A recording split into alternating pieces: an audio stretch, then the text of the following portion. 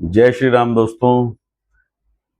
अभी की जो कथा है वो वर्तमान परिवेश पर आधारित है और इस कथा को बहुत ही गंभीरता से सुनना, ताकि इसका जो महत्व है वो सारे लोग समझ सकें।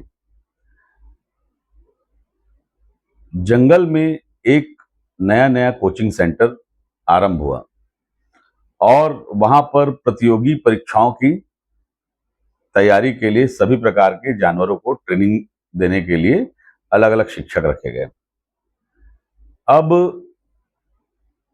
जो सब्जेक्ट थे उस सब्जेक्ट में तैरना, उड़ना, पेड़ पर चढ़ना, तेज भागना, ये सारे सब्जेक्ट रखे गए थे।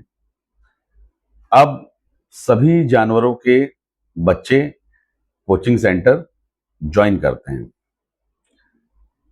अब कोचिंग सेंटर चलने लगता है, प्रतियोगी परीक्षा का दिन आता है और सारे बच्चे पार्टिसिपेट करने लगते हैं।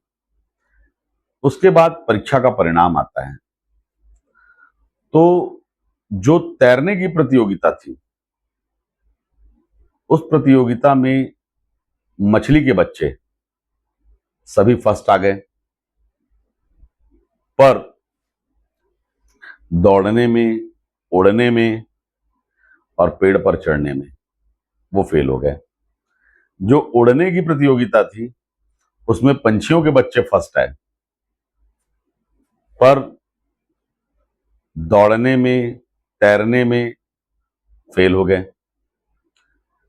पेड़ पर चढ़ने की प्रतियोगिता में बंदरों के बच्चे फर्स्ट आए, पर बाकी विषय में वो फेल हो गए।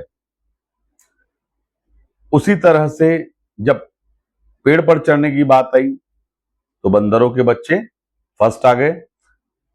जब तेज दौड़ने की बात आई तो हिरण के बच्चे, शेर के बच्चे, चीते के बच्चे, ये सब तेज भाग करके प्रथम आए, पर बाकी कुछ विषयों में वो फेल हो गए।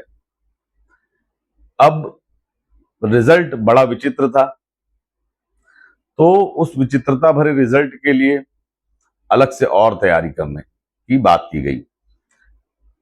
अब सारे जानवर अपने अपने बच्चों को फिर से ट्रेनिंग देने के लिए लग गए। फिर से पुनः परीक्षा हुई। जब पुनः परीक्षा हुई तो परिणाम फिर से वहीं का वहीं आकर के टिक गया। इस कथा में कहने का तात्पर्य यह है कि अपने बच्चों पर अत्याचार करना बंद करें। हर एक शख्स के लिए, हर एक बच्चे के लिए ईश्वर ने अलग अलग काम, अलग अलग रुचि, अलग अलग अभिव्यक्ति तय की हुई है। अगर कोई अच्छा सिंगर है तो वो गाना अच्छा गा सकता है, पर वो क्रिकेट अच्छा नहीं खेल सकता। कोई गारंटी नहीं है कि वो कोई बड़ा अधिकारी बने ना बने। कोई गारंटी नहीं है कि वो कोई कला बनाने वाला कलाकार बने या मूर्ति कला बनाने वाला कलाकार बने। तो कहने का सीधा सीधा सा अर्थ ये है कि ईश्वर ने समस्त प्राणियों को अपने अपने गुण दिए हुए हैं और अपनी अपनी क्षमताएं दी हुई है। सारे बच्चों की रुचि अलग अलग विषयों में अलग अलग तरह से होती है। तो जिस बच्चे की रुचि जिस विषय पर है उसे उस पर आगे बढ़ाएं। सारे बच्चे कलेक्टर नहीं बन सकते, सारे बच्चे डॉक्टर नहीं बन सकते, सारे बच्चे इंजीनियर नहीं बन सकते। तो सभी पालकों से इस कथा के माध्यम से आग्रह यह है कि अपने बच्चों की मदद करें, उन्हें उनके रुचि के अनुसार, उन्हें उनकी क्षमता के अनुसार विषय का चुनाव करने दें और उस दिशा में उसको आगे बढ़ाएं, उनका हौसला बढ़ाएं, ताकि वो कामयाब हो सकें और एक अच्छा जीवन जी सकें। जिसकी बुद्धि लब्धि जैसी है, अगर किसी बच्चे का इंटरेस्ट विज्ञान है तो उसे साइंस की दिशा में आगे बढ़ने दें। अगर किसी बच्चे की रुचि कला में है तो उसे कला के दृष्टिकोण से देखें।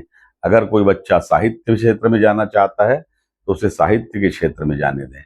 कोई बच्चा अगर अच्छा गाता है तो उसे सिंगर बनाएं। कोई बच्चा अच्छा नृत्य करता है तो उसे उस दिशा में ट्रेनिंग दें।